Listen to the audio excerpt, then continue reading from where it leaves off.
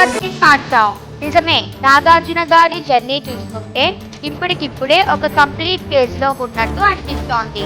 ఓం నమో వెంకటేశాయ, wild dog, bros లాంటి ఫిలింలు ఓ different shapes try చేసినప్పటికీ అవి బాక్స్ ఆఫీస్ వద్ద మేజర్ గా ఆడియన్స్ కు కనెక్ట్ చేయలేకపోయాయి. అప్పటి నుంచి పటేల్ బోయపాటి శ్రీను దర్శకత్వంలో వచ్చిన మాస్ బ్లాక్ బస్టర్ తో మంచి సక్సెస్ చూసి తలుపుమన్నా అది కూడా సోలో సినిమా కాదు. సో అభిమానులకు అసలైన కింగ్ సోలో మూవీ కోసం ఎదురు చూపులు ఇంకా నడుస్తున్నాయి.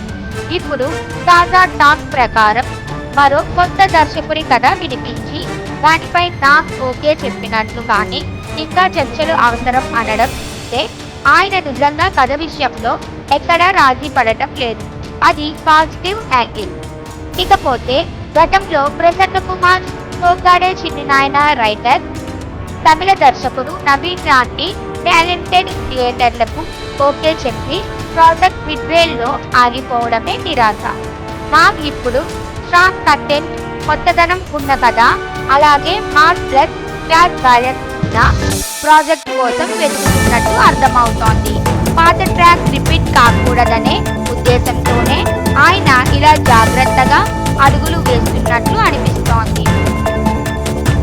చిరు, బాలయ్య, వెంకటేష్తో పోలిస్తే వాళ్ళు ప్రస్తుతం తమ మార్కెట్ కు తగ్గ కంటెంట్, కొద్దిగా మాస్ టచ్ లో జయప్రదమైన సినిమాలు చేస్తున్నా నాకు మాత్రం లవ్ మాస్ కన్నా స్టైలిష్ సబ్జెక్ట్ ఓరియంటెడ్ ఫిలిం వైపు ఎక్కువగా చూస్తున్నాడు. అందుకే ఆ డిఫరెన్స్ కథల సెలెక్షన్ లో స్పష్టంగా కనిపిస్తోంది. నిజంగా చూశాక నాగార్జున ఒకసారి డిసైడ్ అయితే ఫాస్ట్ గా మూవ్ అవుతారు. కానీ ఆ ఓకే చెప్పేదాకా మాత్రం ఆయనకు సూపర్ క్లారిటీ కావాలి.